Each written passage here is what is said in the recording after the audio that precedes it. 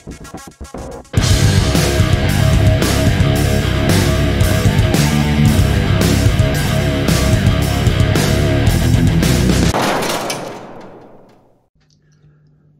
everyone, today I thought I'd share a few sort of things I've learned since I started trying to get into triathlon and stuff. Basically sort of what tips I would give to other people trying to get into it, from the perspective of someone like myself who's very new to it. But that said, today's Sunday, it's meant to be long run Sunday. I can't go out, so I'm going to turn that into a long Zwift session for a couple of hours on the bike first. So I'll see you in a couple of hours, and I'll get into it. Right, so I'm going to split this into a few sections. Now I will just preface all this with, I'm not a coach, so take any of this advice that I give you with a pinch of salt. This is purely just kind of what I've learned myself over the last sort of 3, 4, 5 months of sort of starting on down, getting interested in trying to get into this. So hopefully it's of some use. But as I say, I've been doing this long, so just bear that in mind. Right, so I'm going to split this into a few sections. I'm going to try and do, obviously, I'll break down of the 3 sports. I'm going to skip swimming because due to COVID, I haven't had a chance to start with that really yet, so I have zero experience with the swimming. It's purely I have a bit with the bike and a bit with the run, and probably by far the most is with the running. So I'll split it into a few sections. I'm probably going to try and split down things like a few tips that I've picked up training and a few tips that I've picked up with the gear. With gear, it's probably what you need as a bare minimum, and then I'll talk about what's nice to have, but they are luxuries, and yeah, go from there. I mean, the one thing with triathlon, and especially the cycling element of it, is the people who take part of it seem to be quite easily parted with the money, and there's a hell of a lot of companies out there who are more than happy to take that money off you. Some of the stuff is, I mean, it's all fun to have. I mean, having new gear is class, but if you're on a budget, there's probably ways to really stretch it out, and things you should probably prioritise over the most expensive bike you can find, for example, and blowing your entire budget on that. So yeah, we'll go in with these with a little bit more detail. So we'll start with running. Right, so the running. Now, straight up, this is probably where I'll say that the very first thing I'm going to say is an absolute necessity for you to buy, and that is a good pair of running shoes. You can't expect to do a decent weekly mileage on old trainers or trainers that aren't suitable for the purpose, because running's probably the easiest one to get very overtrained and injured for a decent amount of time. Things like tendonitis, runner's knee, shin splints, stress fractures even can be actually quite common if you go too far, too fast and too soon. And basically a good pair of running shoes will allow you to maybe negate some of that risk, but I would still pay attention to your training. There's some really good running specific YouTube channels. I look at one which is VO2 Max Productions, a guy called Sage Canada. He's a running coach. He runs a marathon, something silly like 2 hours 20. Really good information, really good resource. Check something like that out. Invest in a good pair of shoes and you will actually really learn to enjoy your running pretty quickly. It's a bit grim at first if you haven't got a background in it, but once you can go out a couple of times a week, get more than 2-3 miles under your belt and you've got a decent level of fitness, you'll start to love it. The second thing I'd probably say is think about how you're going to train. Certainly early on you want to do a lot of like quite easy runs. Again, another really good resource is VO2 Max. If you want something a bit more triathlon specific, really good channel is Triathlon Taron. He's got a lot of really good training tips. He's a coach himself. They sell coaching plans on his website. Yeah, have a look at things like that and I guarantee you'll enjoy your running pretty quickly if you follow them two things. Secondly is the bike. Now, probably whatever distance event you look at doing, the vast majority of time in that event is going to be spent on the bike. and it's also the area where you can spend the most money. Excuse me. The money for top-end hyper bikes and TT bikes is crazy, but you don't have to spend that sort of money to get into it. Now this is probably where my advice would differ from what I did. This is something that I did learn, is for somebody just getting into it, and especially if you're not sure you want to do really long distance triathlons, if you just maybe want to go and do a sprint or a tri or to an Olympic distance or something like that. These are all drafting races. You want to stay clear of a dedicated tri bike or a time trial bike, because they won't allow you to use them in group events. So if it's a drafting race, you have to have a normal road bike with hoods, and you're on your brakes and the gears at the same time.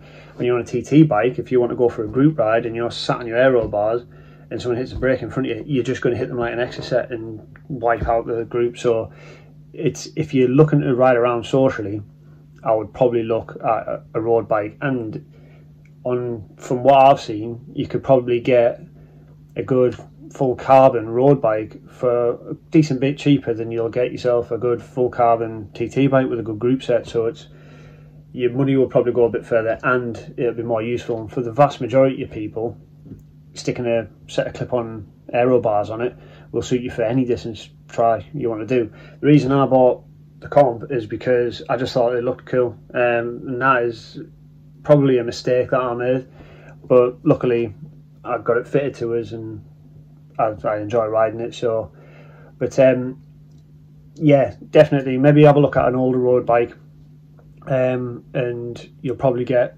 plenty bang for your buck. It'll suit you down to the ground, and then when you know you're going to stay in triathlon for a while and you want to do some longer distance events, you've already got a good basis of cycling in your legs, good experience riding. And if you want to then decide, oh, I want a proper triathlon bike or I want a time trial bike to try and shave some time off, then you're already in the game. So yeah, I would definitely go down the route of trying to buy a used road bike.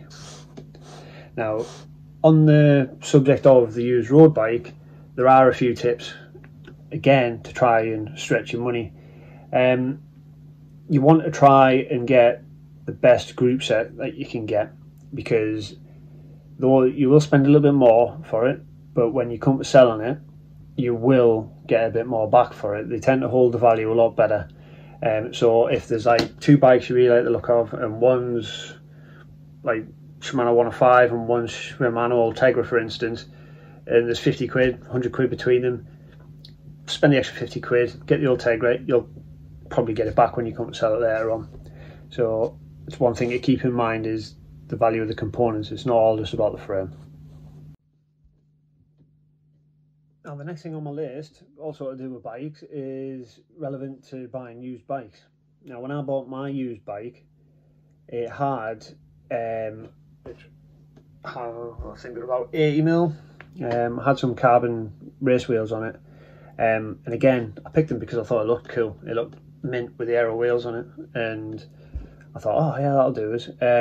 Now I didn't really do much research before I started, and I quickly found out that they're tubular tyres mounted onto it, and for going out and getting used to riding your bike and maintenance, they're not easy to look after. I'm sure I'm probably going to upset people who love tubs, but no, absolutely, if you're buying, and if you haven't got a lot of experience and you're buying your first bike, have a look for something with some clinches on. They don't have to be tubeless, just get some clinches, something that if you're riding around getting used to your bike and you go over a big fat screw or something like that and you bust your tyre, you can whip out a tube and put it in on the roadside, or you can learn to do it on the roadside and you can get yourself home.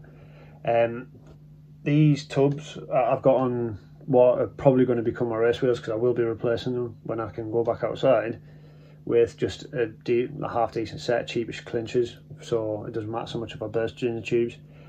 I think they're about 60 quid a tyre. So and when that tyre's burst, yeah, the sealer might plug the hole and get you home, but that tyre's wrecked. So that tyre then comes off the bike, goes in the bin, and you spend another 60 quid getting another tub glued on, or you can try and glue it on yourself, which is a messy job. And then you take it out on your next ride and you go over a big fat nail or a screw again because you live in a dodgy area and there's glass everywhere or rubbish, and there's another 60 quid down the drain and you're gluing another tub on. get yourself a decent set of clinchers with some half decent tyres on, and you can swap in the tubes out for probably about no more than £6. So yeah, try and avoid tubs if it's going to be your only set of wheels. That's the next piece of advice. If you are absolutely dead set on buying a brand new bike, try and have a think about what you want to get from it.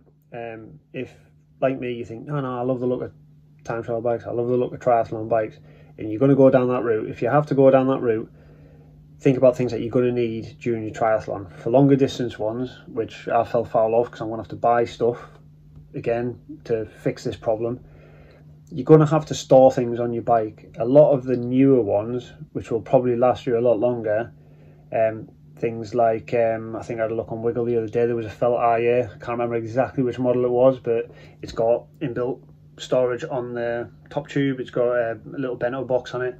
I think some of the ones from things like Canyon, they're a bit more expensive, but they've got even integrated drinks on the bike, and they're great.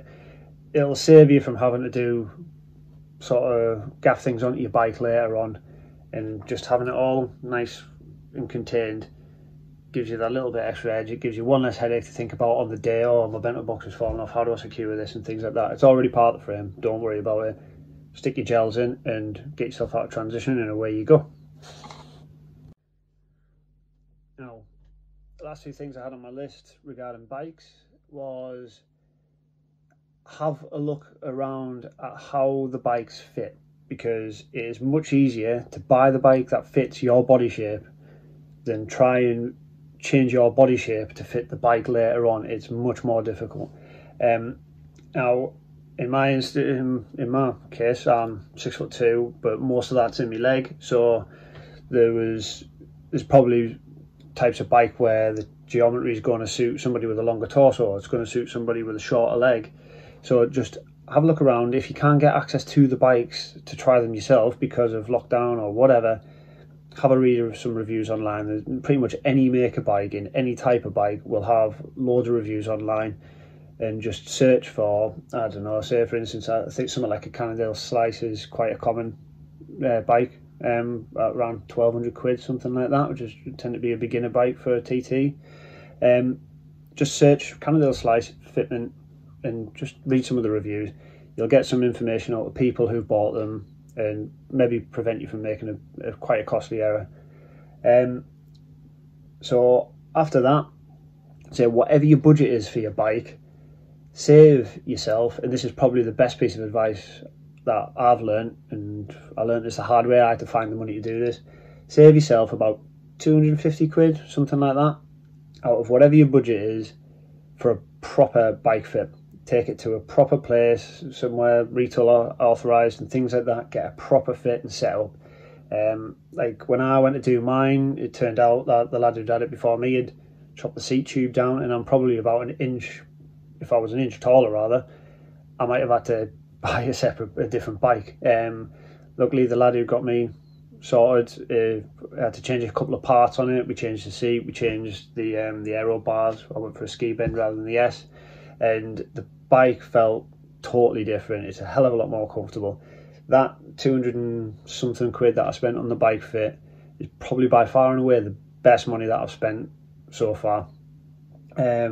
It's straight away I was starting to get a bit of a pinch in my knee because of the setup of the bike. That's gone, and I can ride all day on it now. So yeah, whatever you do, save some money in reserve and get a proper bike fit from someone who knows what they're doing. And next thing on bikes, don't get obsessed with things like all the jargon about aerodynamics and buying pieces for your bike to try and make it more aerodynamic. It is true there's speed to be found to be more aerodynamic, of course there is, but by far and away the biggest thing attached to your bike that's going to cause drag and slow your bike down is the mug that's sat on the bike seat. So you practicing your position and trying to be as aero as you can will by far give you the biggest gains on your bike. But there is a line to it, because if, like me, you want to do something like an Ironman, there's 80k bike section in the middle of an Ironman, if I absolutely slam the stem on my bike and I'm totally flat backed and absolutely as aero as I can get, I'm not going to hold that for 180k.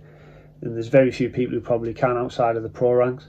So yeah, work on trying to get yourself in a good position that's comfortable and you can hold it, and then you can make slight improvements over time. So once you're comfy sort of like up here, you can maybe bring it down like a tiny little bit, get comfy, and then over time you can improve it. But these are slow gains. But definitely you on your bike is going to cause more drag than 10 grand's worth of wheels or whatever you want to spend on them. There is money to be spent on stuff like that, and there are time gains to be had, but the biggest gain you will get is free. It's working on your flexibility and just getting yourself into a good, comfy, aerodynamic position on your bike. If you do have to spend some money, there's a really good GCN video which goes into like basically cost per watt on aeros, and I'm pretty sure it was the helmet was the best thing you could spend your money on for the biggest gains. But yeah, I'll link that video below. Check it out, because it's actually it could solve you from spending a big chunk of money that really isn't going to help you, and you can spend that on better stuff somewhere else down the line. Right, last few things that I can think of. Gadgets. There's a lot of gadgets to do with like things like bike computers, watches. Probably I went down the route of one that can probably do it all, and I bought one of these, which I don't know if you can kind of see it. This is a Garmin Forerunner. I think it's the 725 or something like that. I can't remember what it was. Basically, I got it on a deal because I wanted to do some heart rate training.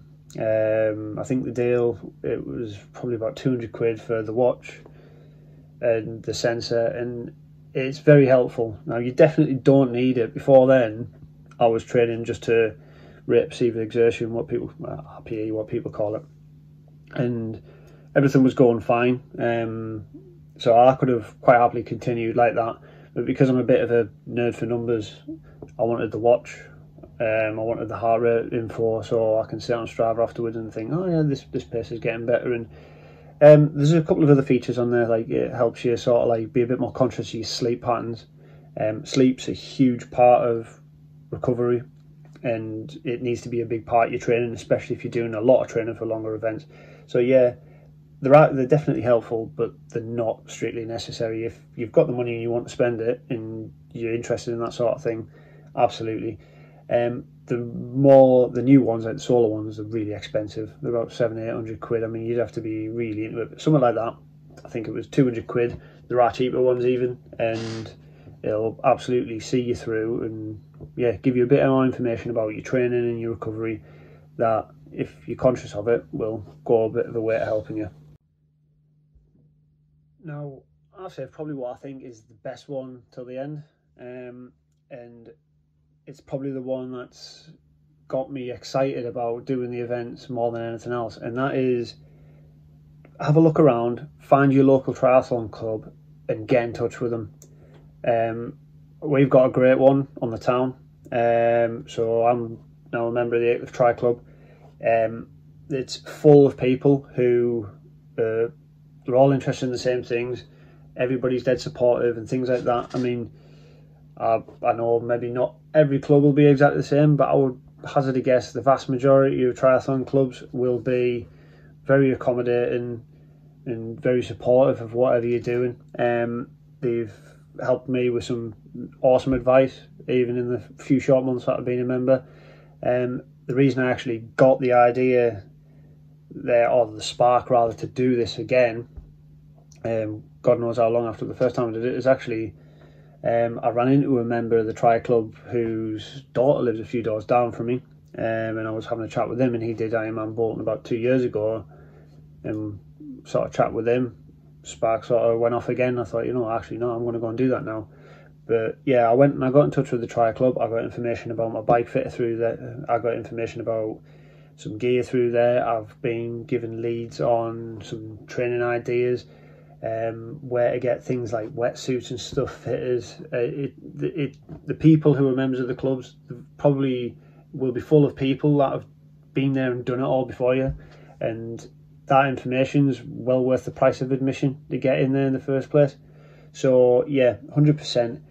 The best piece of advice you can have is find your local triathlon club, get in touch with them, introduce yourself, and if you can, get involved with some coaching through them. If you can't because of lockdown or isolation, you can chat with them, chat with some ideas, and I'm sure everybody will have a couple of ideas that will get you going until the restrictions lift and you can get back to the coach sessions. So yeah, try a club, massively important. Right, so I'll leave it there. Just basically a few things that I've picked up since I've started getting in this. Like I said, I'm not a coach, I'm still a beginner at this, I'm very new. There are people out there on YouTube that know a hell of a lot more than me, and I'll link them below.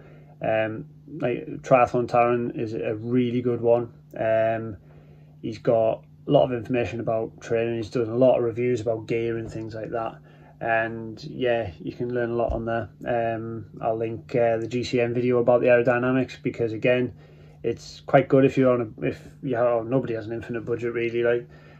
So if you are looking to make a few gains, it gives you an idea of what to spend your money on to get the biggest bang for your buck, and probably what not to waste your money on.